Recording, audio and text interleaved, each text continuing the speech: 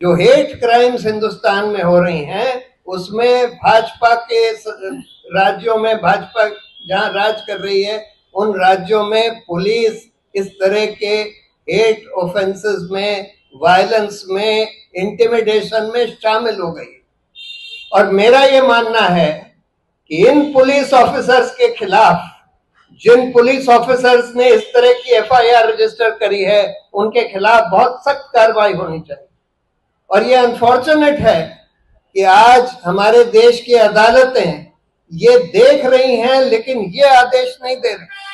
कभी कभी रिलीफ देती हैं, बेल देती हैं, कभी कभी कुछ वॉश भी कर देती हैं केसेस को, लेकिन जिन लोगों ने झूठे केस बनाए, चलाए, लोगों को अरेस्ट किया, उन पुलिस ऑफिसर्स के खिलाफ कोई एक्शन अभी नहीं हो रहा। और ये होना बहुत जरूरी है, क्योंकि इस तरह का जो इंटिमिडेशन है, दादागिरी है पुलिस के द्वारा, ये तभी रुक पाएगी अगर इन पुलिस अफसरों के खिलाफ कोई एक्शन होगा। जुबैर के खिलाफ भी देखिए, मतलब क्या केस बनाया कि भाई आप नरसिंहानंद का उजागर कर रहे हैं कि उसने क्या किस तरह के भड़काऊ भाषण दिए, तो आप नरसिंहानंद के खिलाफ हेट फैला रहे हैं। आप नरसिंहानंद को मॉब वायलेंस का टारगेट बना रहे हैं, ये एफआईआर। यानी कि जो क्राइम को उजागर कर रहा है उसको आप कह रहे हैं। तो यही हो गया ना कि अगर आप किसी सीरियल रेपिस्ट को एक्सपोज करें कि भाई इसने एक के बाद एक 50 रेप कर दिए, तो फिर आपके ऊपर ये आरोप लगाया जाएगा कि आप उस सीरियल रेपिस्ट के खिलाफ हिंसा भड़का रहे हैं, क्योंकि उसके खिलाफ हेट फैला रहे हैं। यानी देश या हमारे देश की व्यवस्था इस हद तक पहुंच गई है कि इस तरह के पुलिस ऑफिसर्स के खिलाफ कोई एक्शन नहीं हो रहा। बिल्कुल तुरंत मैं तो ये सब सारे लोगों से, पूरे देश से, जुडिशरी से दरखास्त करना चाहता हूं कि अब ये समय आ गया है कि इन सारे पुलिस ऑफिसर्स को एक एक करके चिन्हित करके इनके खिलाफ सख्त से सख्त कार्रवाई होनी चाहिए। इनको सस्पेंड करना चाहिए, इनके खिलाफ क्रिमिनल इंटिमिडेशन, फॉल्स प्रोसिक्यूशन वगैरह के केसेस चलाने चाहिए, तब जाकर ये सिलसिला रुकेगा। और नहीं तो ये देश जो है, इस देश में कानून का राज बिल्कुल ध्वस्त होता चला जा रहा है। और ये मत सोचिए कि सिर्फ एक ही कौम के ऊपर ये आफत आएगी। जब इस तरह का कानून का राज ध्वस्त होता है तो एक एक करके सब लोग उसमें पिसते हैं, सब पिसेंगे। आज देश में जो चल रहा है आप लोग सब लोग देख रहे हैं। एक तरफ हम देखते हैं कि पूरे देश में अलग अलग राज्यों में मॉब लिंचिंग हो रही है, कहीं और सांप्रदायिक दंगे भड़काए जा रहे हैं, जैसे संभल में हुआ।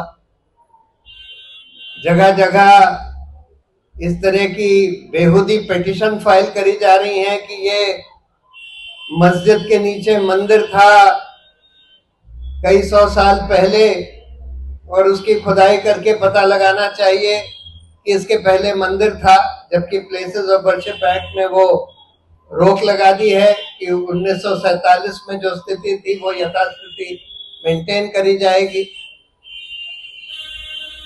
कुछ लोगों के ऊपर बस आरोप लगा के उनके घर बुलडोज कर दिए जा रहे हैं। लेकिन इन लोगों को पकड़ने के बजाय, यानी जो लोग परपेट्रेटर्स हैं इस तरह के घिनौने अपराध के, जो सड़क पर लोगों को लिंच कर देते हैं, जो बुलडोजर चलाकर लोगों के घर ध्वस्त कर देते हैं, जो इस तरह के सांप्रदायिक दंगे भड़का रहे हैं, जो भड़काऊ भाषण दे रहे हैं यति नरसिंहानंद जैसे लोग, उन लोगों के खिलाफ कोई एक्शन होने के बजाय हम देख रहे हैं कि जगह जगह पुलिस, खासकर उन राज्यों में जहां भाजपा का राज है, पुलिस जो है उन लोगों के खिलाफ एफआईआर रजिस्टर कर रही है जो उसको उजागर कर रहे हैं, जैसे नदीम खान। नदीम ने और उनके संस्था ने, association for protection of civil rights ने, कितने सारे इस तरह की घटनाओं के बारे में तहकीकात करके, फैक्ट फाइंडिंग करके रिपोर्ट बनाकर प्रकाशित करी है, यहीं से प्रकाशित करी है। आज वो शायद सिविल लिबर्टीज के स्पेस में सबसे मुस्तैद और सबसे इफेक्टिव कैंपेनर हैं सिविल लिबर्टीज के इस देश। लेकिन आज उनके खिलाफ एफआईआर, जो सबसे बढ़िया, और इसलिए एफआईआर, जैसे आपको बताया कि उस एफआईआर को आप पढ़ लीजिए, कोई उसमें क्राइम नहीं है। अगर आप उसको हूबहू मान लीजिए तो उसमें कोई क्राइम नहीं बनती। यानी कि आप अगर उजागर कर रहे हैं किसी हेट स्पीचेस की, मॉब लिंचिंग की, इस तरह के क्राइम्स की, तो उसको उजागर करना किसी तरह का भी अपराध नहीं बनता। लेकिन फिर भी एफआईआर रजिस्टर करी गई, फिर भी पुलिस 4 घंटे में पहुंच गई वहां बंगलौर में अरेस्ट करने के लिए। तो ये सीधा दिखाता है कि आज पुलिस भी इस तरह के अपराधों में शामिल हो गई।